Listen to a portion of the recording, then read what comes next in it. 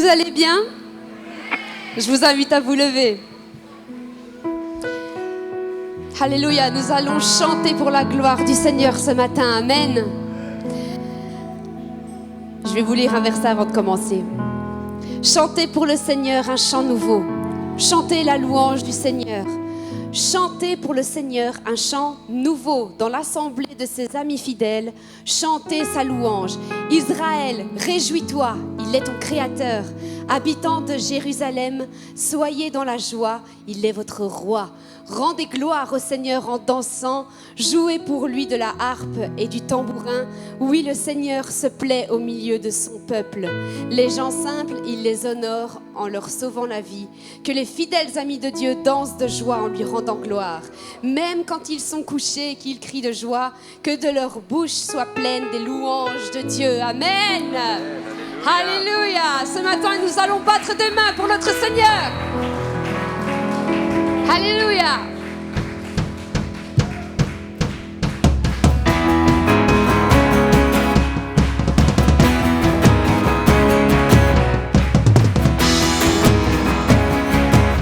Alléluia. Chantons ensemble. Battons des mains. Tous les peuples. Chantons à notre Dieu.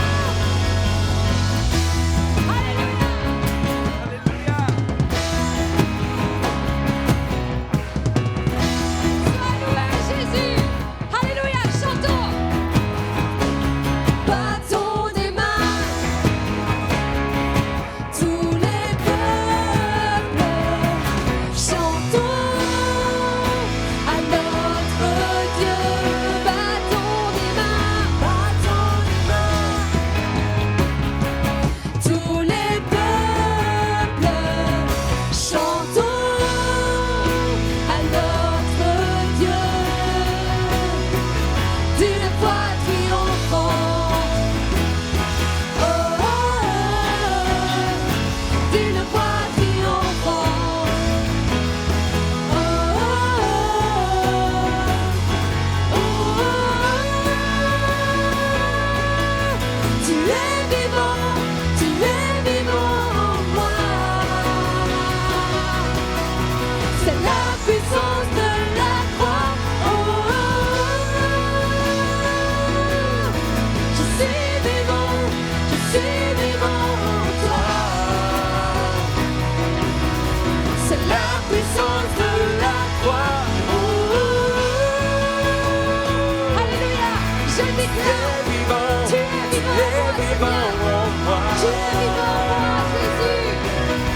C'est la puissance de la croix. Oh, oh, oh. Je suis vivant en toi. C'est la puissance de la croix. Alléluia. Merci Jésus. Sois loué Seigneur. Merci Jésus. Gloire à toi Seigneur. Ce matin nous voulons Seigneur te dire que toi seul me suffis Seigneur. Peu importe ce qu'il arrive dans ma vie, toi seul me suffis. Alléluia. Jésus.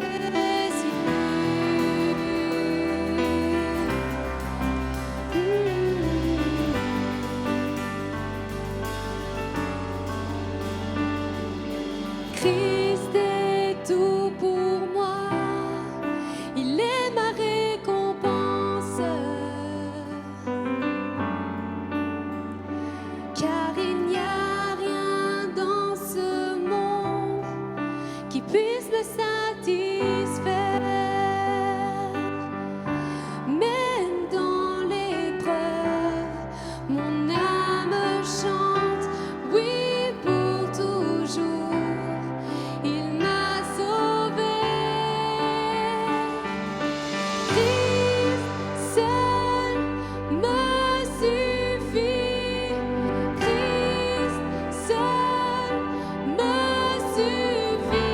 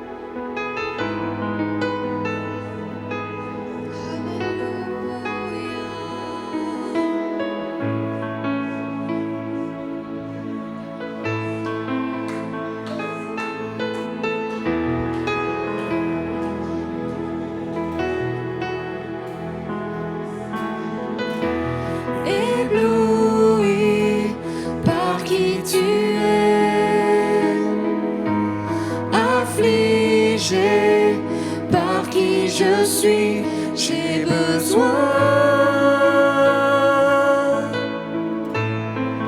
de ta grâce dans ma vie.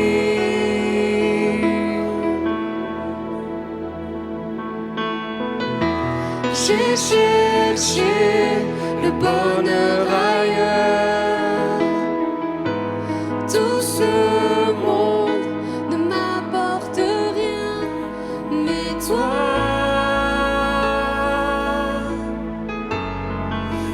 tu m'as donné ta vie.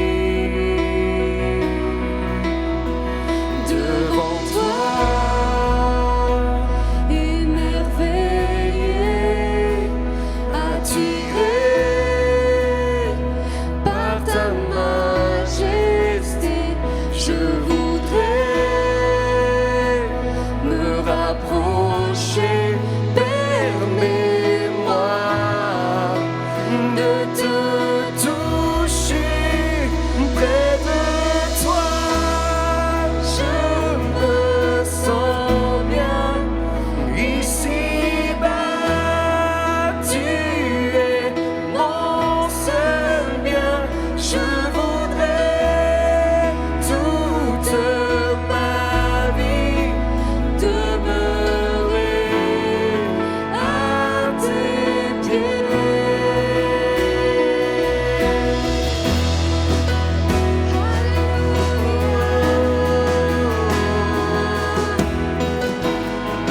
Près de toi, je me sens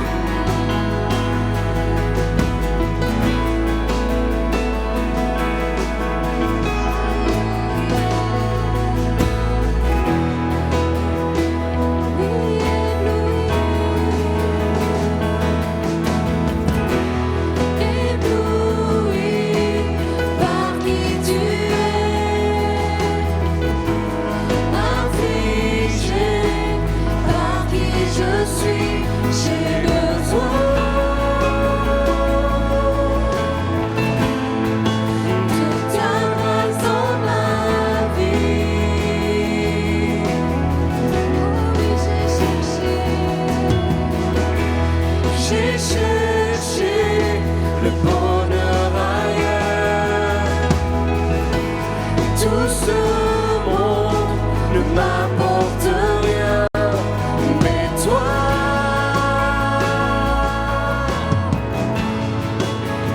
tu m'as donné ta vie. Devant toi, émerveillé,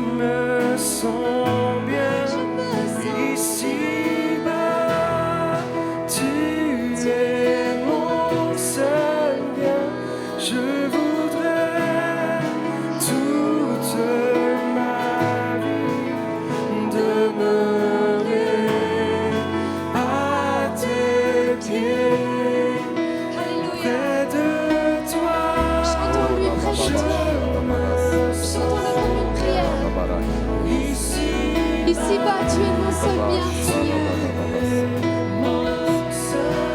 Alléluia. Merci Seigneur. Amen.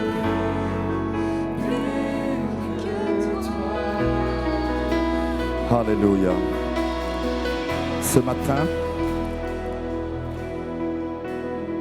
il y a des cœurs qui sont oppressés, opprimés, qui se sentent jugés, condamnés. J'aimerais que l'on puisse unir nos forces ce matin. La Bible dit que si tu vois ton frère qui est faible, aide-le à relever les mains.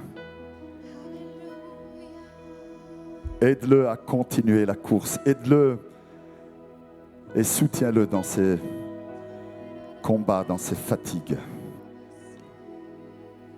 Alors ce matin, on va faire quelque chose pendant qu'on va rechanter ce chant. Parce que les premières paroles du couplet sont très claires. Est-ce qu'on peut les remettre? Je vous invite à ouvrir vos yeux et à les lire. Parce qu'après, nous allons faire quelque chose ensemble ce matin. Amen. Non, du chant que nous avons chanté maintenant. Hein? Oui, les premières paroles du couplet. Ébloui. Voilà.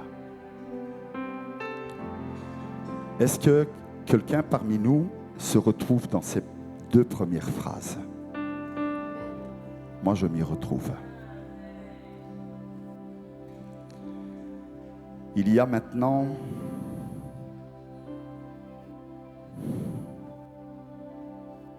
cette année, ça fera 40 ans que j'ai accepté le Seigneur. Ça fait 40 ans que chaque jour, je suis affligé par qui je suis.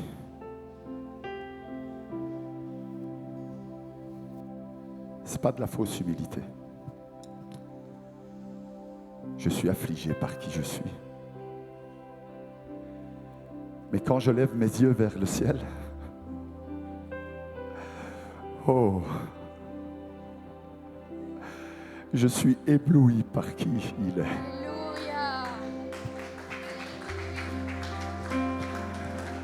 Et mon âme reprend espoir. Cette vitalité, cette vie prend place en moi et cette condamnation, cette volonté de me juger chaque jour qui vient de cette voix de l'ennemi afin que je ne puisse pas m'épanouir dans cet appel que Dieu a donné à ma vie. Je peux l'éloigner de moi en étant ébloui par qui il est. Cette rangée est vide. On va chacun se déplacer de 1 mètre et on va se rejoindre au milieu, tout le monde, et on va faire une seule rangée à chaque banc. Les bancs sont alignés, donc il n'y a pas de problème. Et on va se prendre par la main. D'accord ? Approchez-vous, approchez-vous. Faisons cette unité ce matin. Et on va faire une chose. Vous avez avancé, d'accord? Que personne ne reste seul, hein? D'accord? Que personne ne reste seul. Moi, je vais m'accrocher à quelqu'un aussi après, vous inquiétez pas. Et on va faire quelque chose ce matin. Est-ce que tu veux bien lever la main de ton voisin? Toi, lève la main de ton voisin. N'attends pas qu'il la lève. Si tous les deux, vous vous aidez à lever votre main, chacun la main de l'autre, vous allez voir, ça sera beaucoup plus léger. C'est ça l'unité. C'est ça, marcher ensemble. Tu as vu que ça a été un peu dur quand tu as décidé toi en premier de lever la main de ton voisin, mais dès que lui a pris conscience de cela et qu'il a lui aussi levé sa main avec toi, vous êtes ensemble, vous êtes plus forts. C'est ça l'unité, c'est ça l'église. C'est cette église-là que Jésus-Christ va venir chercher, va venir prendre, va porter avec lui dans son royaume. C'est cette église-là qu'il veut utiliser dans ces derniers temps de la grâce de Dieu. Alors ce matin, forme cette église de Jésus-Christ. Cette église qui est affligée par qui elle est, mais qui est éblouie par qui est Jésus-Christ. Amen. Alors on va rechanter ce chant avec la conviction de l'âme et de l'esprit. Et puis nous louerons l'Éternel ensemble. Alléluia. Amen, amen, amen, amen. Ébloui par qui tu es, affligé par qui je suis, j'ai besoin de ta grâce dans ma vie. Alléluia. J'ai cherché le bonheur ailleurs, tout ce monde ne m'apporte rien, mais toi, Oh, éternel, éternel. toi tu m'as donné ta vie. Devant toi, émerveillé, attiré par ta majesté, je voudrais me rapprocher. Permets-moi de te toucher près de toi. Je me sens bien ici-bas. Tu es mon seul bien. Je voudrais toute ma vie demeurer à tes pieds.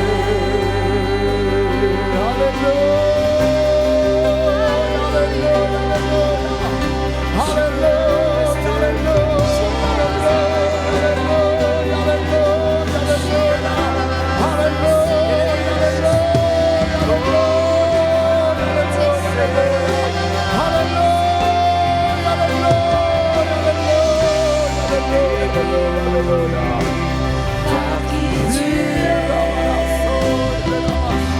affligé, par qui je suis, j'ai besoin de ta grâce dans ma vie.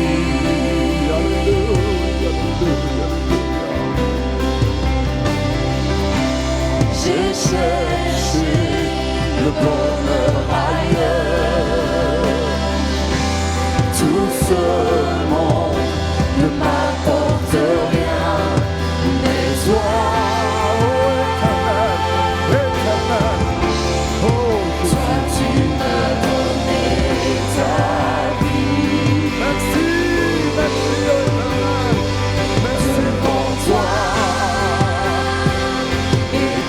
émerveillé, attiré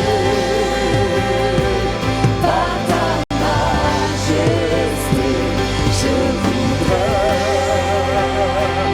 me rapprocher. Permets-moi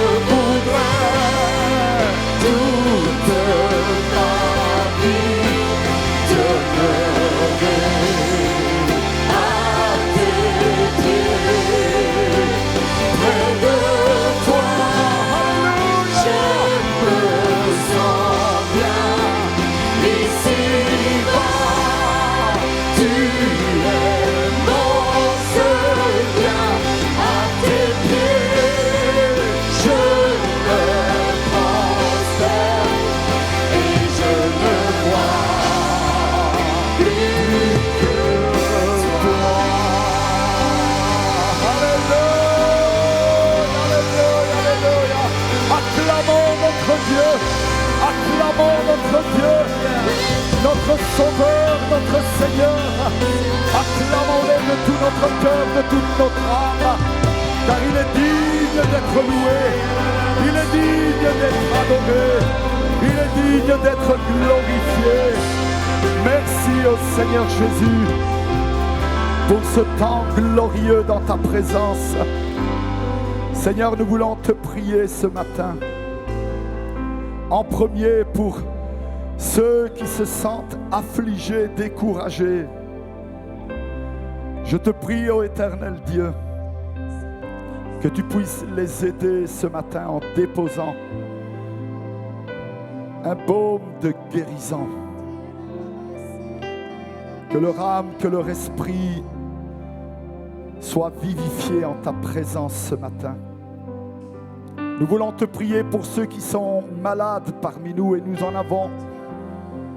Seigneur, que tu puisses les toucher d'une manière surnaturelle, au-delà de ce que nous pouvons imaginer, penser ou même désirer, ô Éternel.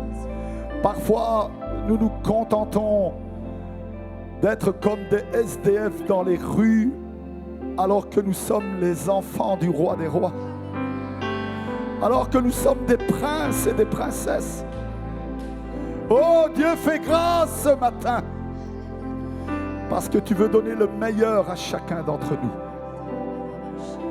Seigneur, je te prie de mettre une confiance totale dans chaque cœur, en toi, ô Éternel, en ta parole, en tes promesses, en ta vision pour cette Église. Et que chacun puisse lever la tête en étant ébloui par qui tu es et marcher dans ta lumière, ô Éternel. Oui, bénis-nous ensemble ce matin, c'est notre prière. Dans le précieux nom de Jésus. Amen. Amen. Prenez place. Prenez place, mais restez debout. On n'a pas fini. On va maintenant faire notre offrande. Alors, vous savez, hein, le Seigneur accepte l'offrande uniquement de ceux qui donnent avec un cœur joyeux.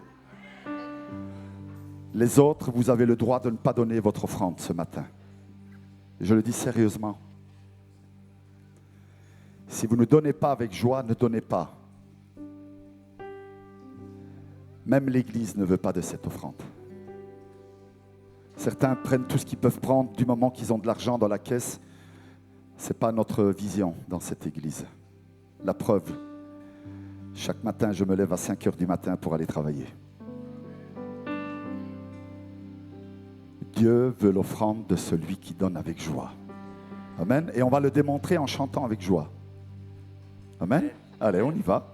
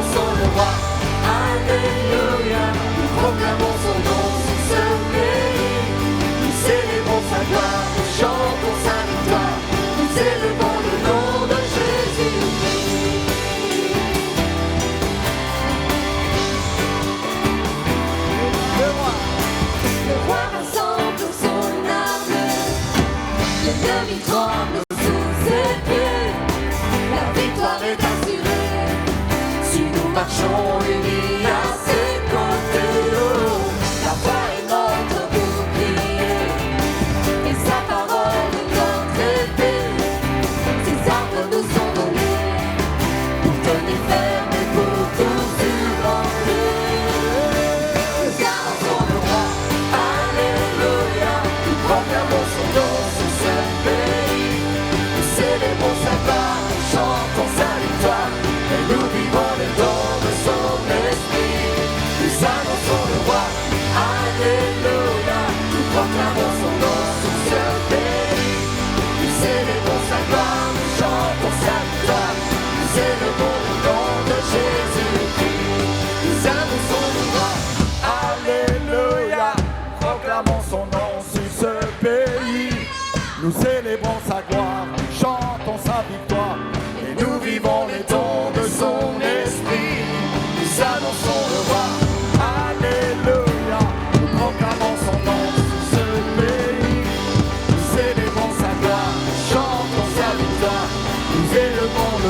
de Jésus-Christ. Nous annonçons le roi, alléluia. Nous proclamons son nom sur ce pays. Nous célébrons sa gloire, nous chantons sa victoire. Nous vivons le don de son esprit. Nous annonçons le roi, alléluia. Nous proclamons son nom sur ce pays. Nous célébrons sa gloire, nous chantons sa victoire. Nous célébrons le nom de Jésus-Christ. Nous célébrons sa gloire, nous chantons sa victoire. Nous célébrons le nom de Jésus-Christ. Nous célébrons sa gloire, nous chantons sa victoire. Nous célébrons le nom de Jésus-Christ.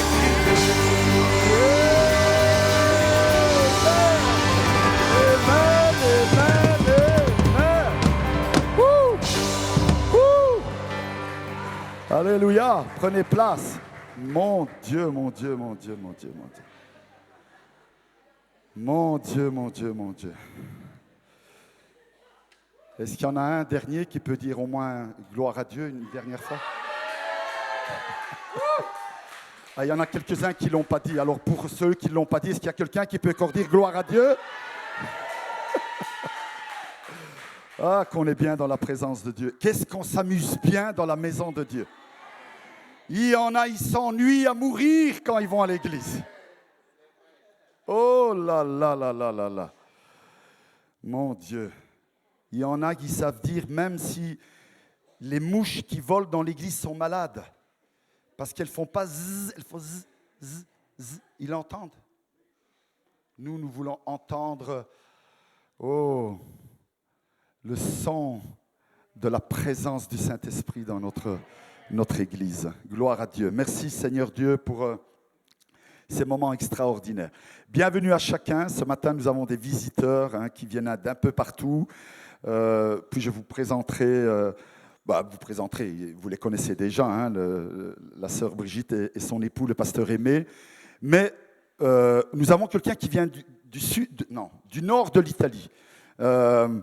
Oli. Nous l'avons rencontré hier au mariage de Baptiste et de Shobana. Voilà, j'essaie de me rappeler. Vous savez, ces deux jeunes qui font aussi un peu partie de notre église et qui hier se sont mariés, se sont unis pour la vie. Et donc, on a rencontré Oli là-bas. Oli, tu veux venir dire deux mots? Vuoi venire a dire due parole? Vieni. Alors, c'est une Italienne qui parle anglais et un peu le français. On va l'encourager.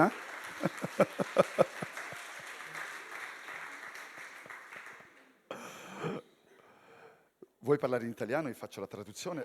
Ou tu vas parler en français? Non. Je peux avoir un deuxième micro très vite, c'est possible? E ti do il microfono, dai. Coraggio. Okay. Vi ringrazio per la vostra accoglienza. Je vous remercie pour votre accueil. Amo il Belgio. J'aime la Belgique. È la prima volta che visito questo paese. C'est la première fois que je visite ce pays, qui est la Belgique. Ma già mi sono affezionata a voi, al vostro popolo, perché avete un bel cuore. Et je me suis déjà attaché à vous parce que vous avez un bon cœur et vous êtes un bon peuple. E me ne sono accorta già a Parigi 2 mesi fa, quando ho conosciuto Shobana e quello che allora era il suo promesso sposo, Battiste. Et donc il y a quelques mois, j'ai rencontré Shobana et son futur époux Baptiste à Paris. Et là, j'ai un peu compris déjà de quoi il s'agissait. Io vengo da Torino, che è nel nord-ovest dell'Italia, quindi non è lontano dal confine francese. Donc je viens de Turin, qui est pas loin de la frontière française, qui est dans le nord-ouest de l'Italie. E a livello culturale c'è una connessione, diciamo, con le persone che parlano francese. Et donc il y a déjà une certaine connexion avec ceux qui parlent la langue française là-bas. E quindi io sono una vostra sorella e vi benedico nel nome di Gesù. Et je suis une de vos sœurs et je vous bénis dans le nom du Seigneur Jésus. Amen. Alors maintenant, je vais appeler la sœur Brigitte. Je n'ai pas besoin de faire la traduction pour toi, sœur. Est-ce que tu veux qu'on te donne une chaise? Ça va aller?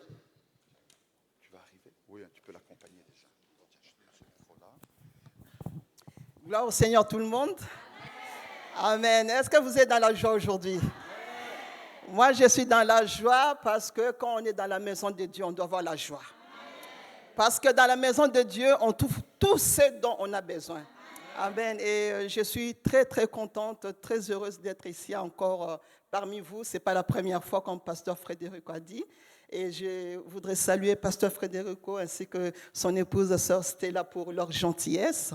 Amen. Et puis ma famille, la famille Lazalo. Amen. Une famille bénie, qui nous bénit en tout cas. Amen. Et je pense que vous êtes bénis aussi de leur présence dans cette église. Amen. Je voulais juste dire que nous sommes un peuple béni. Amen. Vous savez, quand la louange, quand les chantres chantent que le monde en arrière, la croix devant moi et le monde en arrière, j'ai décidé de suivre Jésus. Nous avons fait un bon choix. Amen. Parfois, les chrétiens, on se regarde comme si on n'était rien à cause des épreuves, à cause des petits bobos, à cause des circonstances de la vie, des épreuves. Mais nous ne sommes pas rien. Nous avons été rachetés par le sang précieux de Jésus-Christ. Alors, ne soyez jamais découragés. Continuez à louer le Seigneur. Continuez à glorifier le Seigneur. Amen. Parce que même si nous avons l'impression que les choses vont de plus en plus mal, effectivement, dans le monde, les choses ne vont pas très bien. Mais nous avons la parole de la vie. Amen. Et là où les péchés abondent, la grâce de Dieu surabonde. Alléluia. Alors que la grâce de Dieu est là, ça veut dire quoi? On peut toujours continuer à espérer. On peut toujours continuer à garder l'espoir parce que le silence de Dieu, ça ne veut pas dire que Dieu ne travaille pas. Et nos prières ne meurent jamais. Nos prières chrétiennes, nos prières ne meurent jamais. Et le Seigneur répond à la prière ou répondra toujours à nos prières. Alors soyons fortifiés. Amen. Comme notre église à Paris, c'est Maranatha. Alors je vous dis Maranatha qui veut dire Jésus revient. Alléluia. Alors préparons-nous, peuple de Dieu. Que le Seigneur vous bénisse encore. Viens près de moi. Je ne sais pas si tu dois prendre tes notes. On va préparer le pupitre. Voilà, je pense que le pasteur Aimé, vous le connaissez déjà. Hein, on a passé un week-end ensemble, si vous vous rappelez. On a passé des bons moments. Il faut le remonter parce qu'il est un peu plus grand que moi, le pasteur Aimé. Et donc, un tout petit. Et donc, c'est une grâce de Dieu de les avoir à nouveau avec nous. Il nous avait vraiment bénis, si vous vous rappelez. Et donc, voilà, je suis très heureux, pasteur Aimé, que tu es avec nous. Il y a une douceur qui se dégage chez toi que j'envie vraiment. Sois béni. Est-ce qu'on peut l'encourager avec des...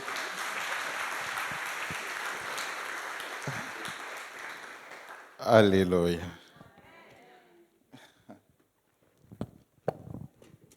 Mes bien-aimés en Jésus-Christ, je suis très heureux d'être là. Vous savez, quand on a quelque chose, deux fois, on ne connaît pas la valeur de ce qu'on a. Quand j'étais jeune, j'avais une petite voiture que je n'aimais pas, qui me ramenait au travail. Je faisais des choses avec et tout. Je n'aimais pas ma voiture. Mais les jours où elle est tombée en panne, les jours où le moteur ne fonctionnait plus, c'est là où je suis évaluer la valeur de la voiture que je n'aimais pas. Vous avez un bon pasteur.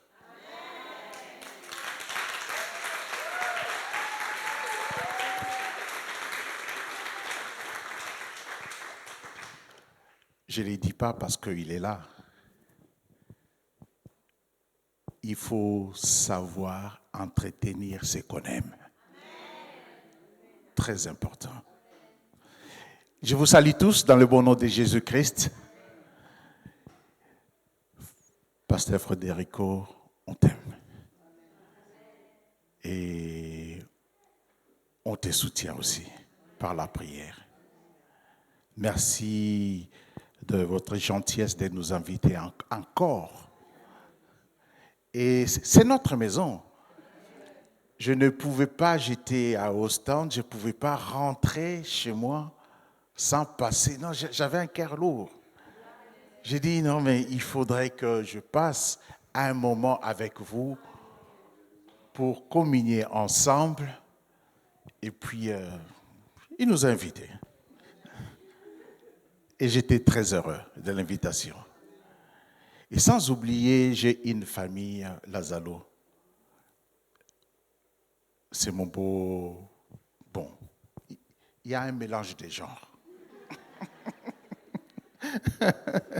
Donc, cela veut dire que c'est mon beau-frère et c'est mon associé, c'est mon frère. Et donc, c'est mon frère.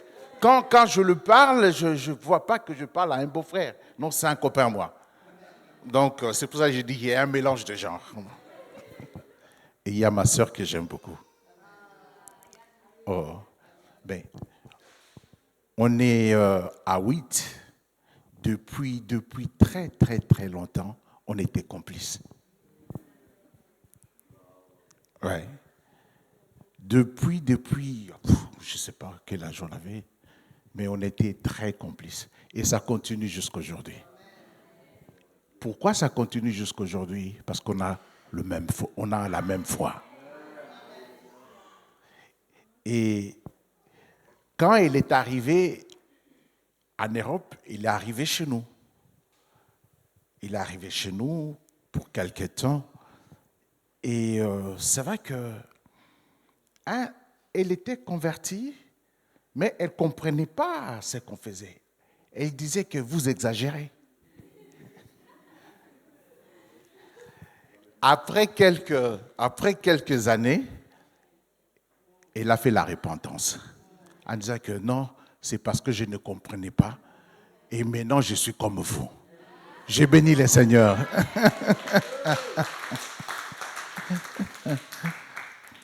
Sans oublier, je salue tous les staffs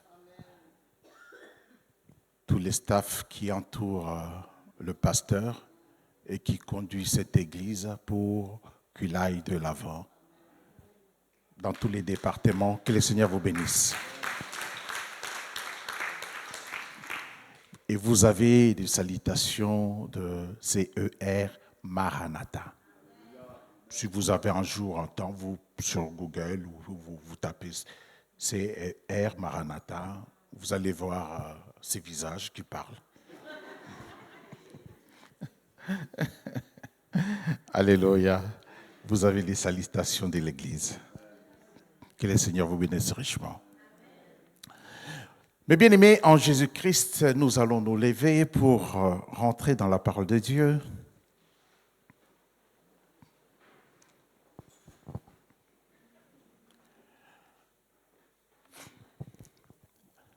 Amen. Je vais dire, ce n'est pas par hasard, mon bien-aimé, que tu es là. Quand j'ai dit tu, c'est je suis en train de t'adresser, c'est à toi, ce n'est pas à ton voisin. C'est à toi que je parle. Alléluia. Prends ces mots comme on est seul à seul et que je suis en train de te parler. Alléluia. Ce n'est pas par hasard que tu es là. Et Dieu a un message pour toi. Saisis-les et essaye de rentrer, de réfléchir après la prédication. Pourquoi Dieu te parle ainsi? Amen. Seigneur Dieu Tout-Puissant, Dieu de gloire, nous te bénissons, nous te disons merci de nous avoir donné ces moments précieux d'être dans ta présence.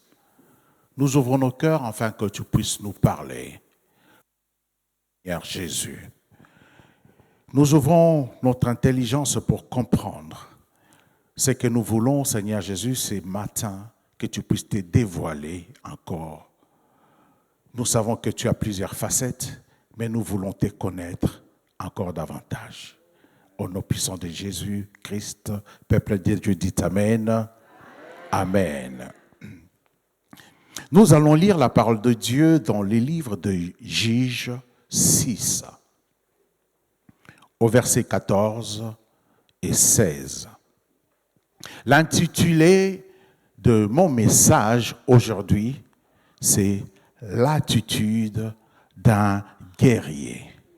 Est-ce que tu peux répéter l'attitude d'un guerrier? Avec conviction. Non, je ne suis pas convaincu. Est-ce que tu peux le dire avec conviction? Alléluia. Donc le Seigneur est en train de te dire, à toi qui es guerrier, à toi qui es guerrière, quelle attitude que tu dois prendre. Est-ce que tu es avec moi? Amen. La Bible dit dans le livre de Juges 6, 14, 16, l'Éternel se tourne vers lui et dit, va avec cette force que tu as. Pour comprendre le contexte, Dieu est en train de parler à Gédéon, comme aujourd'hui, Dieu est en train de te parler. Alléluia. L'Éternel se tournant vers lui et dit, va avec cette force que tu as et délivre Israël de la main des mendiants.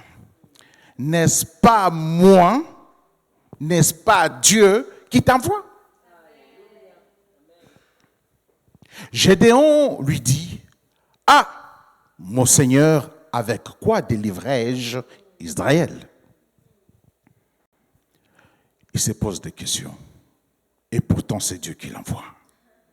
Voici ma famille est la plus pauvre à Manassé et je suis le plus petit dans la maison de mon père. L'Éternel lui dit, mais je serai avec toi et tu battras mendiant comme un seul homme. Comme un seul. Comme un seul. Prenez place, s'il vous plaît. Amen.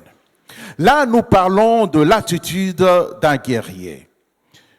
Pour aller un peu plus loin, nous devons comprendre que signifie tout d'abord la définition de l'attitude et d'un guerrier. Quand on parle d'un guerrier, mon bien-aimé, un guerrier, c'est une personne combative et combattante, prête à se sacrifier pour le bien des autres. Il va se battre, ce n'est pas pour lui, il va se battre pour sa nation. Il va se battre pour les autres. Alléluia. Si tu peux te battre pour les autres, si tu peux te battre pour ta famille, si tu peux te battre pour ton église, donc tu es une guerrière ou tu es un guerrier. Alléluia. Mais un guerrier doit avoir une attitude. Alléluia. Un guerrier doit avoir une attitude. C'est quoi l'attitude? C'est la manière de se tenir ou se comporter face à une situation ou un problème. Il y a une problématique. Il y a un problème, mais comment est-ce que tu vas te comporter? Comment est-ce que tu vas te tenir? Comment est-ce que tu vas le recevoir? Amen. Donc, il est très important, quand on est guerrier, d'avoir l'attitude qu'il faut. Et pour comprendre cela, il est important, mes bien-aimés, de connaître les qualités. Est-ce qu'on peut dire qualité? On peut connaître les qualités qu'un guerrier doit avoir. Et c'est maintenant là on va se situer si on est ou on ne l'est pas. Alléluia. Premièrement, il doit être courageux. Est-ce qu'on peut être courageux? Encore une fois? Courageux. Voilà. Donc, un guerrier doit être courageux. On ne peut pas être un guerrier,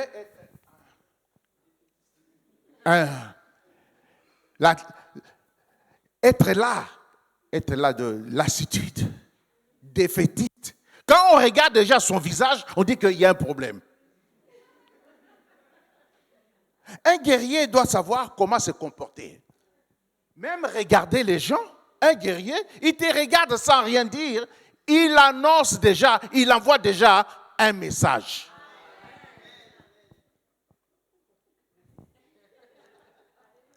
Quand on parle du courage, c'est une force morale c'est le fait d'agir malgré des difficultés. Il y a des difficultés, oui. Mais moi, je dois agir par rapport à ces difficultés. Ce n'est pas parce que je dois des difficultés, je dois être comme un autruche pour se cacher. Non. Ça, on le met de côté, ce n'est pas un guerrier. Mon bien-aimé, des difficultés, il y en aura. Mais nous, on doit se poser des bonnes questions pour trouver des solutions. Celui qui se pose des mauvaises questions n'aura jamais de bonnes réponses. Alléluia. Donc, il doit être courageux. Un guerrier, deuxièmement, il y a plusieurs, c'est vrai, il y a plusieurs qualités, mais moi je vais en citer juste 4. Un guerrier doit être discipliné. Est-ce qu'on peut dire discipliné? On peut dire discipliné. Est-ce que tu peux le dire comme tu avais dit avant, avec vigueur, comme un guerrier? À 3, 1, 2, 3. Voilà. Un guerrier doit être discipliné. Quand on parle de la discipline, c'est tout d'abord, c'est une règle de conduite qu'on s'impose. J'ai bien dit qu'on s'impose. Ce n'est pas qu'on t'a imposé, mais qu'on s'impose. On doit savoir ce qu'on doit faire dans la situation. S'il y a une problématique, on s'impose des choses à faire et à ne pas faire. Il est comparable à un athlète de haut niveau. Un athlète de haut niveau, il ne va pas manger dans le fast-food de tous les jours. Là, il y a un problème. Il s'impose, même s'il voit dans la photo, mais il dit, mais je m'interdis. Là, il s'impose quelque chose. Donc, dans la discipline, on doit s'imposer. Mon bien-aimé, tu es chrétien. Quelles sont des choses auxquelles tu t'es imposé? Même si tu es fatigué, tu dois prier. La prière, pour un guerrier spirituel, c'est comme s'il respirait. Si tu ne respires pas, tu fais quoi? Tu meurs. Ce n'est pas tu vas prier de temps en temps, de temps à autre. Non, c'est une discipline. Tu dois prier matin, midi et soir. Quand tu te réveilles, tu pries. Avant de sortir chez toi, est-ce que tu sais que tu dois prier? Quand tu arrives au bureau ou à l'université, tu dois prier parce que tu ne sais pas qui sont tes collègues, qui sont passés devant toi. Tu dois prier pour prendre possession du lieu. C'est une discipline que tu dois te faire. Ce n'est pas une fois, ce n'est pas 2 fois. Tous les jours, prier. Priez sans cesse. Quand tu quittes, tu finis ton travail, tu rentres à la maison, tu arrives à la maison, tu dois. Ce que je vais te dire, la réponse à tes problèmes, c'est dans. Donc ça doit être une discipline. Tu ne dois pas être fatigué pour prier. Vous savez, quand tu dis à une personne que dans la journée, je prie 3 heures ou 4 heures. Oh, mais celui-là, vous savez, la technique, c'est quoi? Personnellement, ce que moi je fais, je prie de bout à bout, bout à bout, bout à bout. Le matin, quand je me réveille, je prends 20 minutes. Quand je vais au bureau, je prends 20 minutes. Quand je vais manger, je prends 20 minutes. Donc, de 20 minutes, 20 minutes, 20 minutes, 20 minutes, quand je vais chez les clients, je prie. J'arrive chez les clients comme ça, même si j'étais en retard, tu vas voir le client, il est abattu.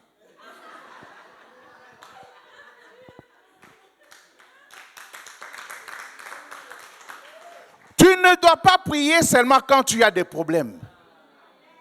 Tu dois prier pour que la prière puisse aplanir le chemin. Quand tu arrives, tout le monde t'aime. Avant de venir ici, on a prié. Quand on est arrivé devant la porte, j'ai vu le pasteur, j'ai vu frère Franco, et j'ai dit, la prière fonctionne.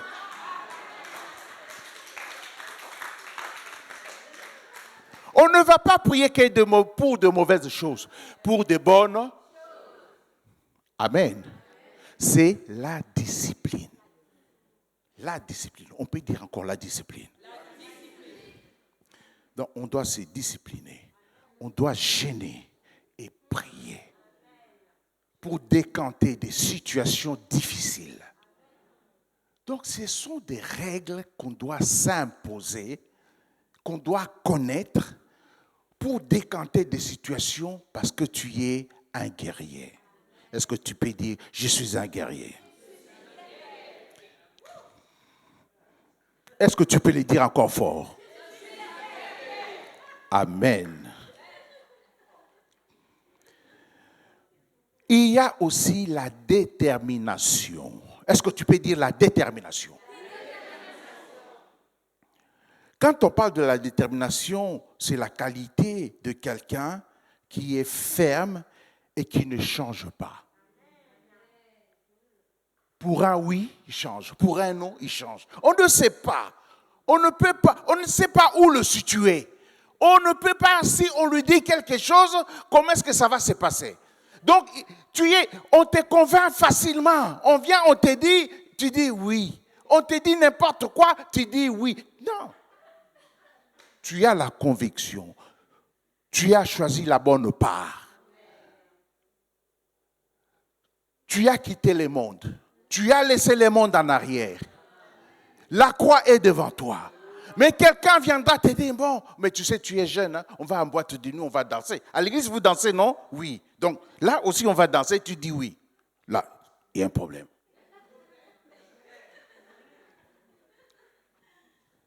Tu dois avoir la détermination. Amen. 2 Corinthiens 10, 4 nous dit, car les armes avec lesquelles nous combattons ne sont pas charnelles, mais elles sont puissantes par la vertu de Dieu pour renverser des forteresses. Donc nous, je parlais de combattants, là nous parlons maintenant qu'on doit combattre dans la spiritualité. Même la discipline, c'est spirituel. Alléluia. Nous sommes dans une guerre spirituelle, mais ce que nous devons savoir, nous sommes plus que vainqueurs avec Jésus-Christ. Vous savez, mes bien-aimés,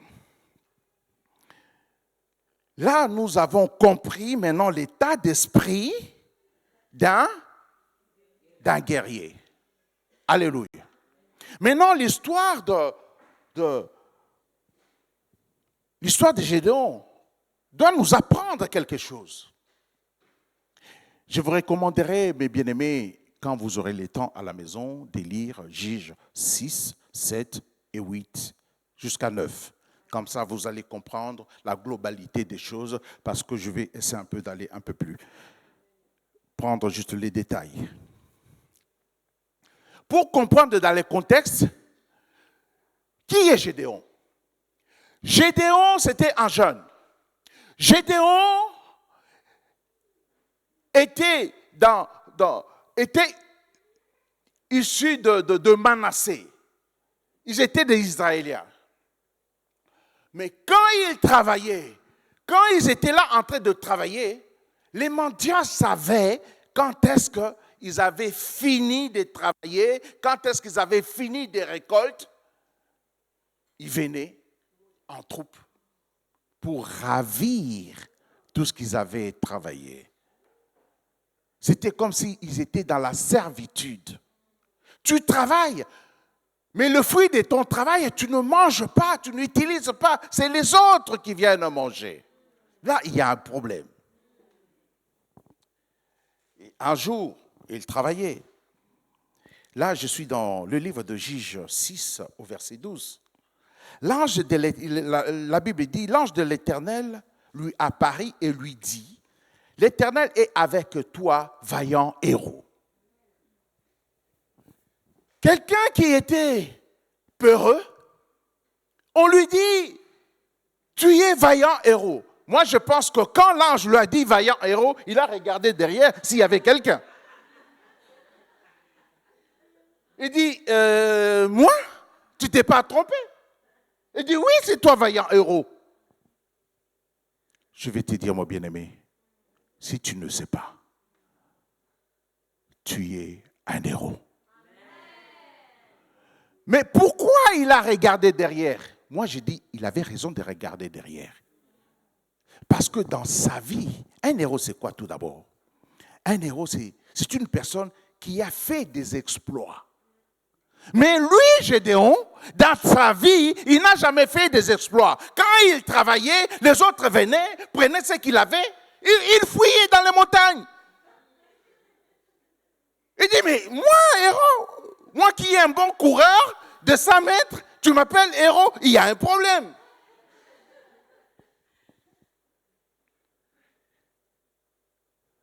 Physiquement, il y a un problème. Mais dans le spirituel, il n'y a pas de problème. Quand l'ange de l'Éternel est venu, il lui a dit, vaillant héros, c'était une promesse et une prophétie. Tout ce que nous faisons dans le physique, mon bien-aimé, ça commence dans le spirituel. Dans le spirituel, dans l'état de Dieu, savait déjà que, malgré qu'il était peureux, mais il avait une visitation spéciale qui a changé son identité. Mon bien-aimé, le jour où tu as cru Seigneur Jésus comme Seigneur et Sauveur, ton identité a été transformée. Est-ce que tu le sais? Comme lui, il ne le savait pas. Comme lui, il a essayé un peu de parloter avec l'ange de l'Éternel pour montrer-moi vraiment si c'est toi l'ange de l'Éternel. Donc, et pourtant, dans le spirituel, tout a été scellé. Mon bien-aimé, crois ta prière. Crois ta prière, mon bien-aimé. Crois ta prière. Vous savez, merci. Luc 10, 19 nous dit une chose, tout simple, que nous, chrétiens, nous devons croire. Voici, je vous ai donné. Est-ce que tu peux dire donner? Donc, quand on dit donner, cela veut dire qu'il n'y a pas d'échange de valeur. Quand tu vas dans un magasin, on ne te donne pas, tu achètes. Mais quand on dit donner, c'est gratuit. Je vous ai donné le pouvoir. Est-ce qu'on peut dire le pouvoir? Quand on parle du pouvoir, c'est la capacité de faire. J'ai le pouvoir. Mais Jésus-Christ, il a dit, je vous ai donné le pouvoir. Donc, il vous a donné la capacité de faire. Mon bien-aimé, crois-le aujourd'hui que tu as la capacité de faire, tu as la capacité de changer les circonstances. Est-ce que tu le crois? Je vous ai donné le pouvoir de marcher sur les serpents. Waouh! Le serpent est venimeux. Le serpent peut faire mourir. Mais toi, tu as le pouvoir de marcher sur les serpents et sur les scorpions. Pas seulement sur les scorpions, et surtout le pouvoir. Quelle que soit la nature du pouvoir, il t'a donné cette capacité de marcher là-dessus. Amen. Et toute la puissance de l'ennemi, il rajoute en disant, et rien ne pourra te nuire. Est-ce que tu le crois? Si tu es chrétien, cette parole est pour toi. Quelle que soit la nature de la force de l'ennemi, ça doit de croire qu'il est sous tes pieds. Sous tes pieds. Mais c'est ce que nous, chrétiens, nous oublions. Qu'on nous a donné le pouvoir de marcher. Mon bien-aimé, n'essaye pas, mais applique-le. Quand tu essayes, tu n'es pas sûr si ça va marcher. Là, ça ne marchera pas parce que tu n'as pas la foi. Mais quand tu l'appliques, tu sais qui tu es. Que moi, je pèse 110 kilos. Bon, il fallait pas que je le dise. Mais s'il y a une petite chose, je sais que je vais marcher, je vais l'écraser. c'est fini. C'est le pouvoir que Dieu t'a donné. Et étant donné que tu es un guerrier, tu as toutes les qualités que je venais de citer tout de suite, tout à l'heure. Mon bien-aimé, tu as le pouvoir de changer des choses. Tu as le pouvoir de changer des circonstances. Est-ce que tu le crois? Amen. Ce qui est important pour nous chrétiens, c'est d'avoir conscience de notre identité. Est-ce que tu peux dire conscience de mon identité? Je dois avoir conscience de mon identité. Qui tu es? Nous oublions qui nous sommes. Ici, vous avez un roi.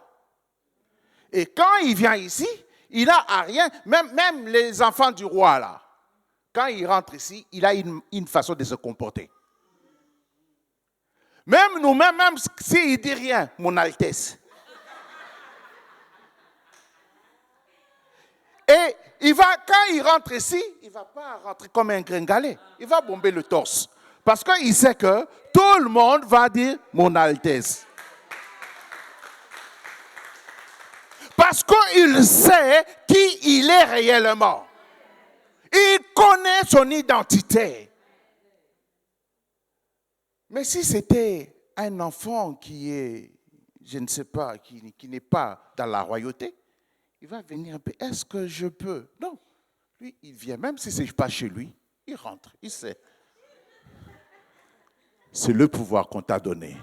C'est l'identité que tu as, mon bien-aimé. Alléluia. Là, nous revenons dans le livre de Juge 6, qu'on avait lu tout à l'heure, au verset 14.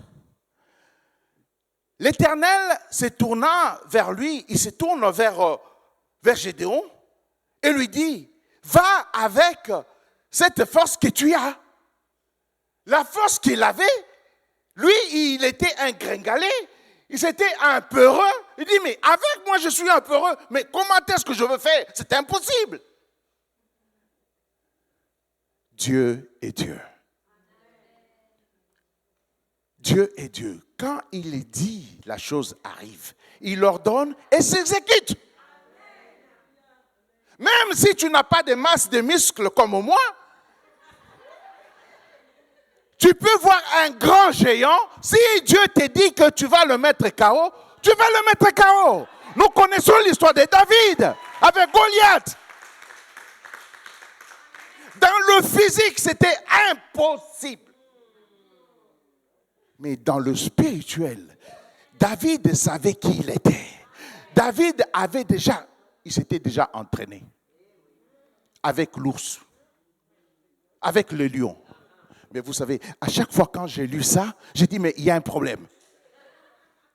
Un ours vient, ou un lion, il attrape un gibier.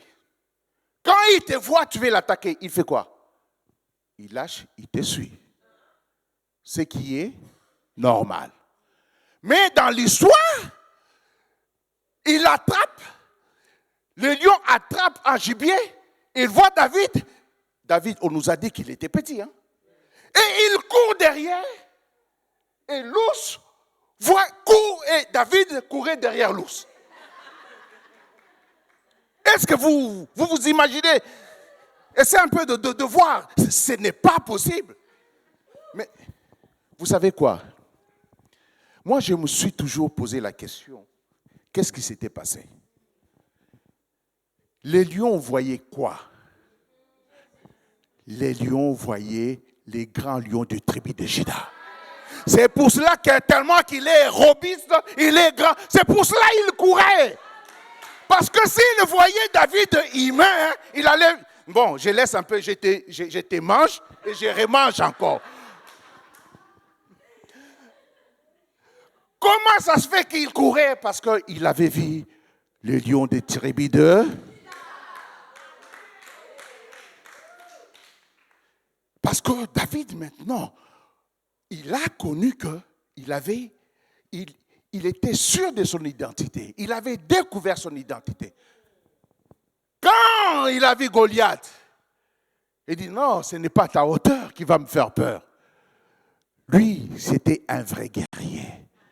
Comme il avait la discipline, il s'est entraîné. Un guerrier, dans sa discipline, il doit s'entraîner tous les jours. Quand nous voyons de grands athlètes, ils s'entraînent tous les jours. Matin, midi, soir, c'est leur travail. Comme toi, tu dois prier matin, midi, soir, c'est ton travail.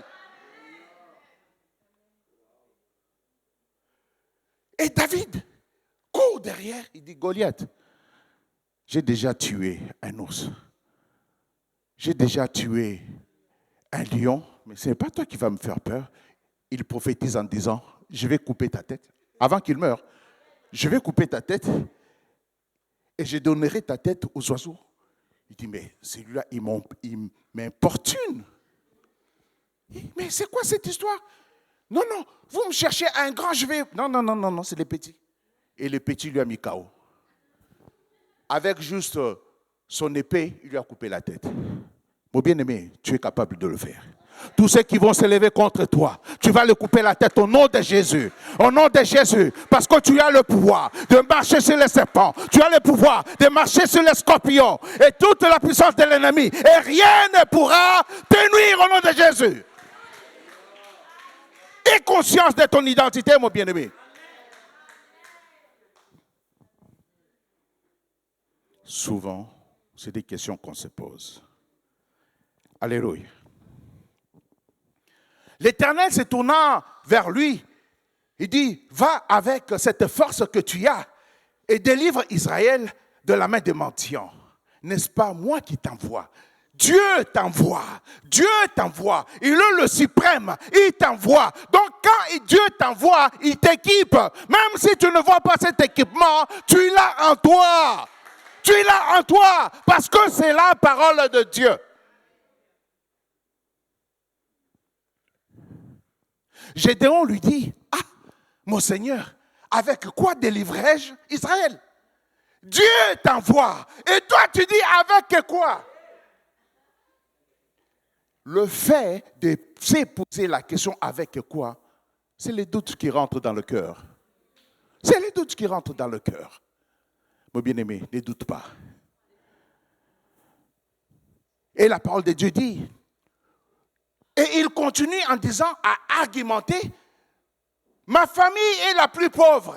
Dieu t'envoie, toi tu commences à parloter pour parler de ta famille. Ma famille est la plus pauvre. Et moi je suis le plus petit de la maison de mon père. La peur. Est-ce que tu peux dire la peur? La peur.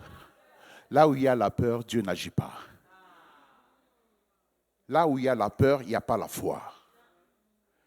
Et la peur tue la foi. Et Dieu agit seulement là où il y a la foi. Tu peux faire une prière sans foi, Dieu ne va pas exaucer. Ta prière doit être accompagnée de la foi pour qu'il y ait connexion et que Dieu puisse agir. Est-ce que tu le crois?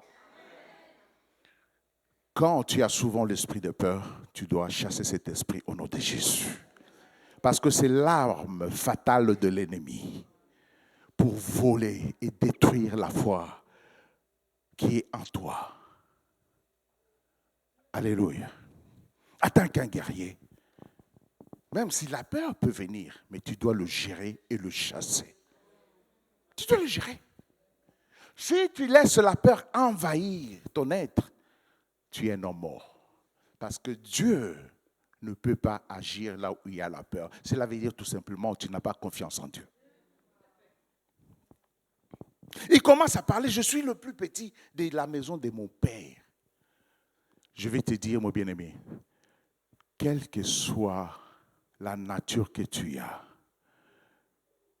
homme, femme, âgé, petit ou quel est ton âge, Dieu va t'utiliser. Oui, parce que je suis vieux, je ne peux pas prier. Non, prie. Prie. Prie. Parce que quand Dieu t'envoie, il t'équipe aussi de son esprit, de sa puissance et aussi de sa grâce. Gédéon n'avait pas conscience de la grâce qu'il avait parce qu'il avait une visitation de Dieu. Alléluia. Vous savez, Gédéon devrait avoir la victoire. Et Dieu avait décidé de parler à Gédéon pour qu'il ait la victoire. Mais je vais dire à quelqu'un ici, qui veut la victoire avec Dieu? Qui veut être vainqueur avec Dieu? Vous savez, pour avoir la victoire avec Dieu, il y a des préalables. Il y a des préalables. C'est conditionnel, je vais dire. Qu'est-ce qui va arriver? Romains 12, 1 nous dit, « Je vous exhorte donc, frères, par la compassion de Dieu, à offrir vos corps comme un sacrifice. » Donc tu dois être un sacrifice vivant. Tu dois te discipliner et ne pas te comporter n'importe comment. Sinon, tu n'auras jamais de victoire avec Dieu. C'est ça la condition. Comme Gédéon, et Dieu lui a dit, tu vas aller. Mais avant d'aller, tu dois détruire des choses dans la maison de ton père. Alléluia. Mais les enfants d'Israël disaient, oui, on avait des victoires avant. Maintenant, les mendiants viennent, ils nous prennent des choses. Mais c'était normal que les mendiants le prennent des choses. Vous savez pourquoi? Parce que les enfants d'Israël avaient abandonné Dieu.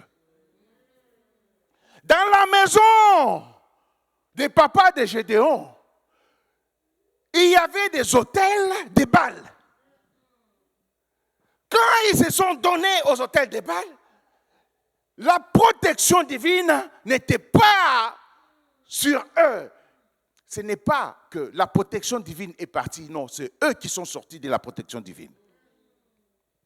C'est quand tu es dans l'église, les pasteurs te disent, même si tu ne comprends pas, c'est biblique qui te dit ça. Oui, tu parlotes. C'est toi, tu sors dans la protection divine, parce qu'il est l'étoile de cette église. Ah, je pensais que j'étais dans mon église. Quand je fais ça, cela veut dire Amen. Bon, je les réponds encore.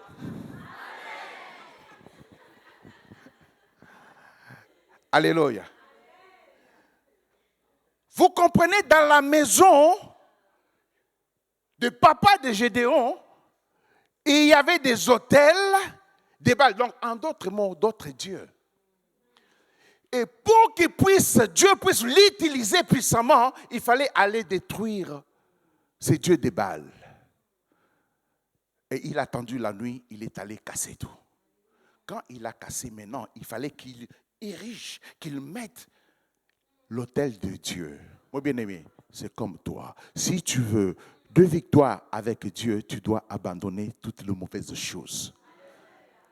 Tout ce que tu as hérité de ta famille. Même tout ce que toi-même tu as fait. Souvent on dit, mais c'est ma famille, c'est ma famille. Peut-être tu as été voir des sorciers.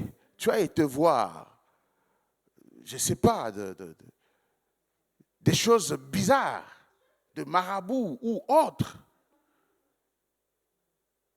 Il faut abandonner ces choses-là. Quand tu abandonnes, tu demandes la repentance. La repentance, c'est quoi? C'est tout simplement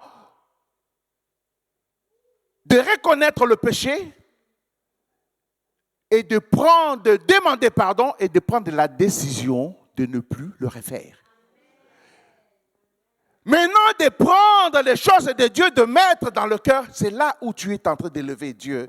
Et maintenant, tu vas choisir la bonne part, tu seras avec Dieu. C'est là où Dieu va t'utiliser. C'est comme ça que Dieu a utilisé Gédéon. Quand il a accepté cela, il est allé, dans la maison de son père, il a tout cassé, tout ce qui était des Baals. Il a érigé maintenant l'autel de Dieu vivant. C'est comme ça, il a eu maintenant l'aval pour aller détruire les destructeurs qui sont les mendiants. Mon bien-aimé, il faut faire une rétrospection dans ta vie si tu veux que Dieu t'utilise puissamment. Le serpent, il mord. Si tu fais attention, tu tombes. Mais quand tu portes cette identité et que tu laisses toutes les mauvaises choses et Dieu met l'esprit, son esprit en toi, c'est là où tu peux marcher maintenant sur les serpents, sur les scorpions. Tu ne vas pas t'amuser que tu n'as pas à faire cela. Tu seras comme les enfants de Séva. Au nom de Jésus que Paul prêche. Oui, mais moi je connais Paul. Mais toi, qui es-tu? Parce qu'ils n'avaient pas l'identité de Christ. Il faut avoir l'identité de Christ. C'est là où quand tu rentres, tu vas bomber ton torse. Parce que tu sais qui tu es. Avec assurance. Même s'il y a une situation qui s'élève, tu n'auras pas peur parce que dans ta bouche, il y a une puissance. Le pouvoir de donner la vie et la mort. Mais il faut avoir cette identité et avoir conscience de cette identité. Le préalable. Gédéon a fait ses préalables. Il a abandonné. Maintenant, c'est pour ça que je vous ai dit, vous allez lire jusqu'à 9. Lui qui avait peur, il a terrassé comme un seul. Alléluia. Alléluia. Acclamons le Seigneur.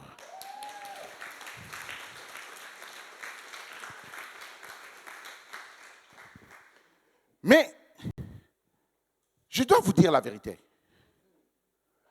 Quand tu te donnes cette identité, c'est là où la tempête va commencer à s'élever encore. Alléluia. Oui, pasteur Aimé ne nous avait pas dit ça.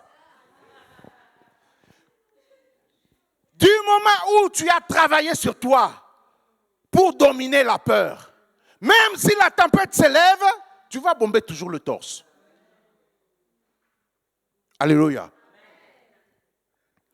Et quand la tempête s'élève, tu dois penser aux promesses de Dieu. Tu dois penser aux promesses de Dieu. Jérémie 1, 19 dit, ils te feront la guerre. Mais toi, tu es un guerrier. C'est ton travail. Ils te feront la guerre, mais ils ne te vaincront pas, car je suis avec toi pour te dit l'Éternel. Vous savez, on aime bien ce verset, mais il faut bien le comprendre. Cela veut dire que quand tu as changé l'identité véritable, le vent va commencer à s'élever. La tempête va s'élever encore plus fort pour te faire peur, pour voler ta foi. Mais toi, comme tu as des promesses de Dieu et que tu es conscient de ton identité, tu dois penser que, oui, la parole me dit, ils me feront la guerre. Mais ils ne me vaincront pas. Car je suis avec toi pour t'aider. Est-ce qu'on délivre un homme libre? On délivre un homme libre? Hein? Ils vont te faire la guerre.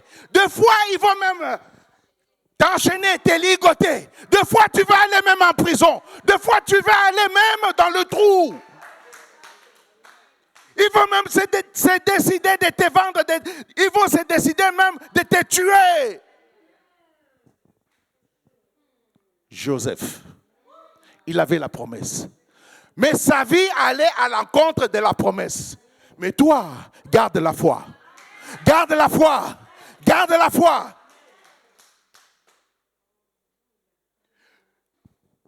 Mais j'avais eu la promesse, mais tout va au contraire.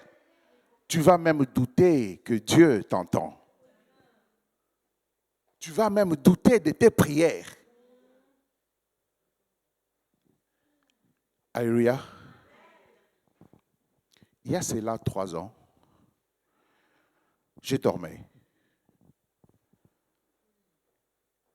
j'ai eu une visitation de l'Esprit. Je suis rentré dans une vision. L'Esprit m'a ramené quelque part. Il y avait des grandes foules. Je ne pouvais pas voir jusqu'au bout là-bas. Et l'Esprit me dira, mais qu'est-ce que tu vois? Moi, je dis, waouh, cette louange, c'est comme une louange de l'église d'Andenne. Andenne, pardon.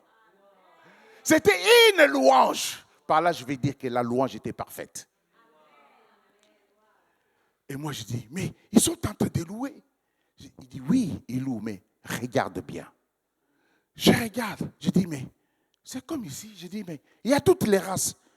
Oui, mais ce n'est pas ce que je veux. Regarde encore bien. Quand je regarde, je dis, ah, tous sont habillés en robe blanche. Elle dit, ah, tu commences à voir. Il me dit, regarde encore bien. Je regarde, je dis, mais je ne vois pas. Il dit, non, des robes blanches. Ils sont comment? Je dis, oui, ils sont en robe blanche, mais il y avait juste même pas un quart de personnes qui avaient des robes blanches, mais éclatantes.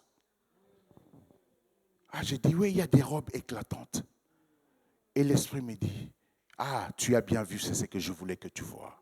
Je dis, mais ma question maintenant, mais pourquoi eux ont des robes blanches et les autres ont des robes éclatantes? Il me dira, tous ceux qui ont des robes blanches ils ont accepté Jésus-Christ comme Seigneur et Sauveur et qu'ils sont sincères de leur foi. Mais ceux qui ont des robes éclatantes, ceux qui ont compris leur identité, ils ont la foi qui change, qui transforme des circonstances.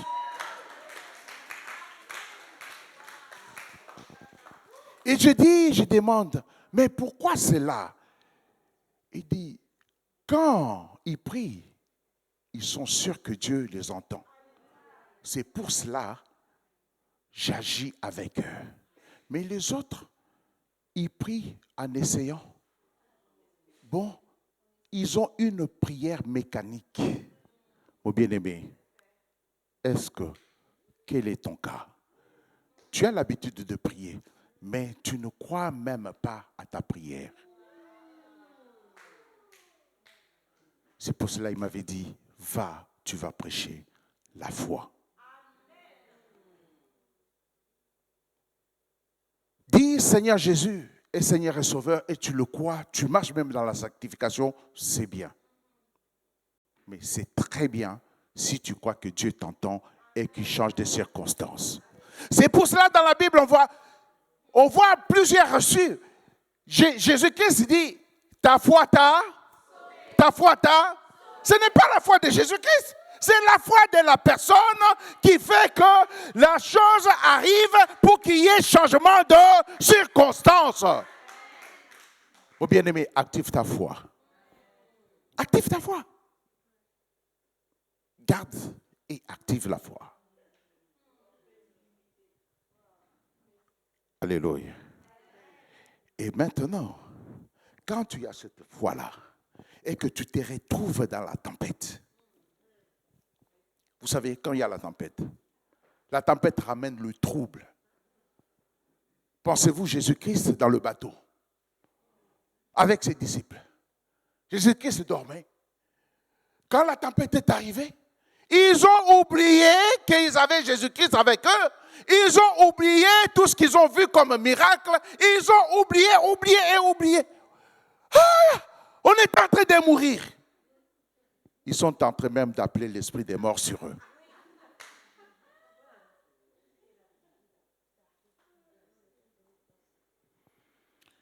Oh Jésus, on est en train de mourir. Tu appelles l'esprit de mort.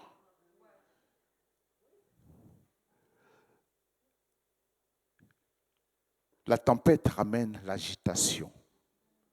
Est-ce que tu penses quand tu es agité, tu vas bien prier? Tu vas garder ta foi?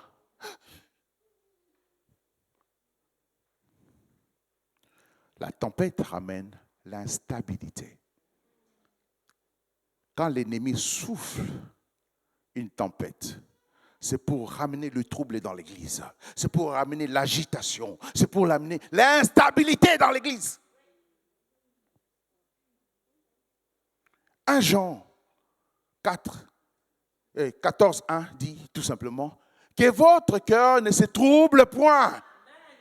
Même s'il se lève, même s'il y a un Goliath, même si devant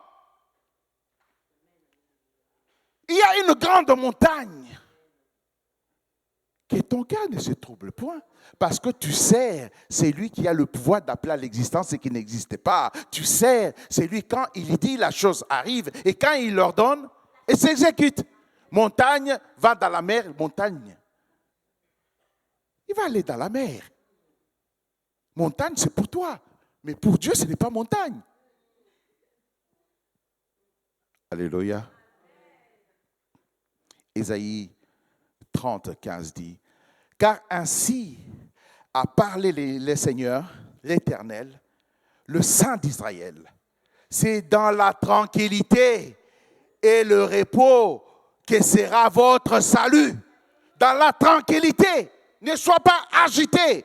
Un guerrier ne s'agite pas. Vous avez déjà vu des commandos? Chez nous, il y a des GIGN. C'est des combattants d'élite. Ils ne sourient pas. Ils ne sourient pas. Je ne sais pas si dans leur vraie vie, ils sourient. Non, quand ils regardent comme ça, même si tu n'as rien fait,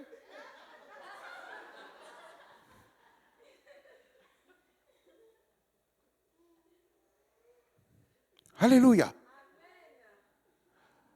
C'est dans la tranquillité et le repos que sera votre salut. C'est dans le calme et la confiance que sera votre force. Dans le calme. Dans le calme. Ils ne savent pas qu'est-ce que tu penses. Ne dévoile pas tes pensées à l'ennemi. C'est pour ça qu'il ne faut pas trop parler.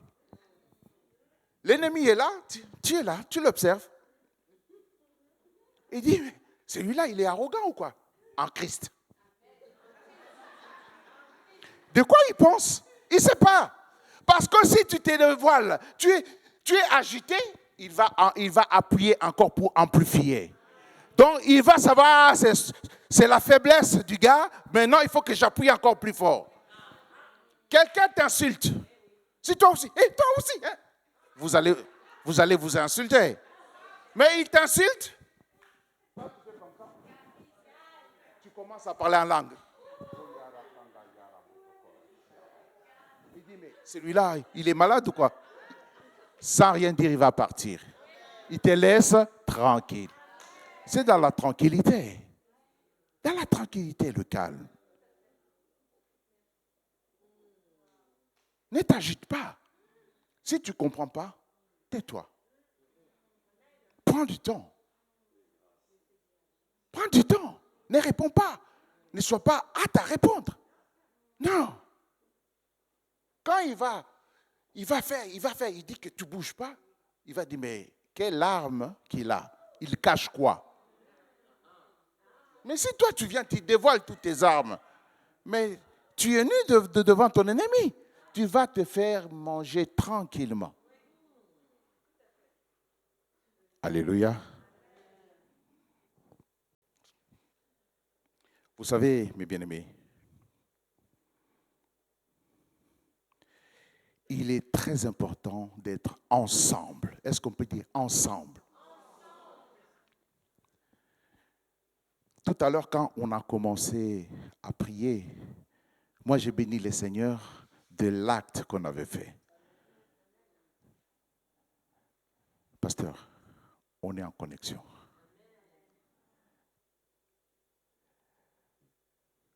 L'acte qu'on avait fait, c'est physique. Parce que moi, je l'ai pensé déjà. Cette nuit, moi, je l'avais pensé. On doit être ensemble. On doit être ensemble. Même si les vents se lèvent, on doit être ensemble, mes bien-aimés.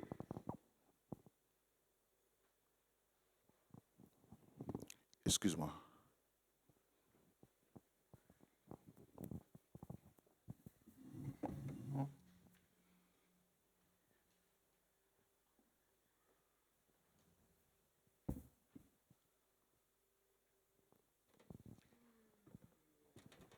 Vous savez, vous allez lire aussi dans le livre d'Exode 17.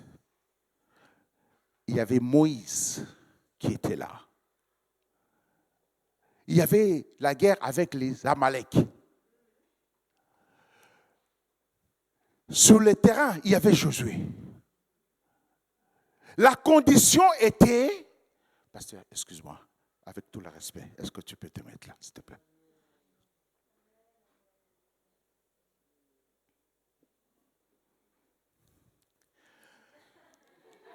Moïse est là. La guerre était en bas. Josué était le meneur de troupes. Mais la guerre était rude. Est-ce que tu peux dire la guerre était rude? La condition sine qua non était que pour que les enfants d'Israël gagnent, il y avait juste une condition. Les mains de Moïse devaient être levées. Quand les mains de Moïse étaient levées, avant que j'aille loin, ils avaient pris une pierre. Ils ont mis là. La chaise là représente une pierre. La pierre angulaire, c'est Jésus-Christ. Donc là, c'est supposé c'est une pierre qu'on a mis Moïse dessus. Donc il s'est assis sur la pierre angulaire. Alléluia. Donc le main devait être en haut. Mais il ne peut pas rester comme ça, en train de prier seul, en train de pousser seul, tout le temps. Non. Quand il était fatigué, comme c'était un homme, un moment, il baissait. Comme ça peut arriver à mon ami Frédérico de se fatiguer. Quand il baissait les mains, là-bas, la guerre prenait d'autres tournures. Donc, Israël perdait. Mais c'est quoi maintenant la solution? C'est quoi la solution? Il fallait maintenant soutenir Moïse. Les deux frères là, est-ce que vous pouvez venir?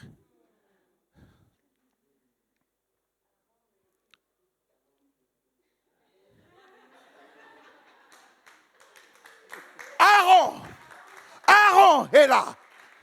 Hur est là. Quand Moïse est fatigué, qu'est-ce que vous devez faire? Alléluia.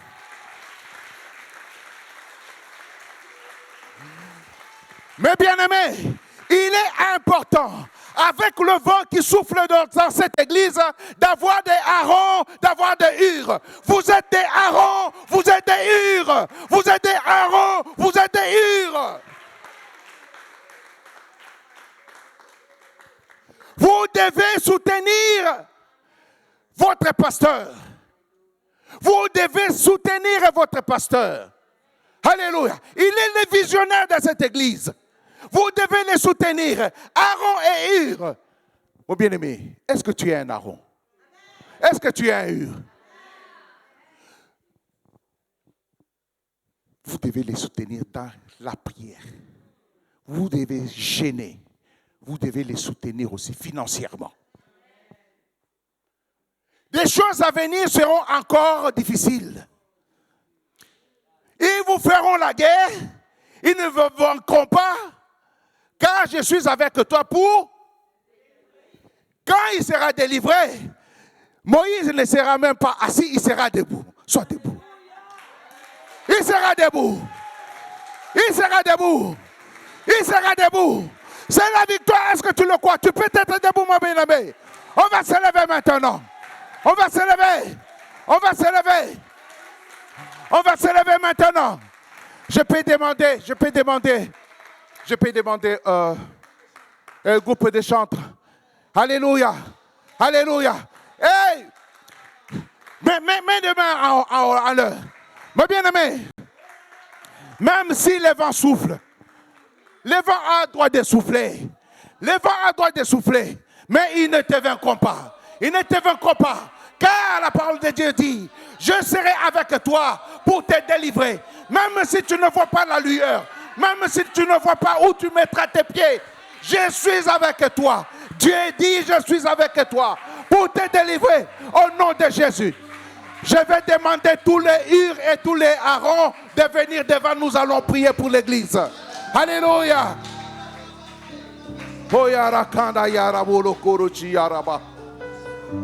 Tous les Aaron, tous les Hur.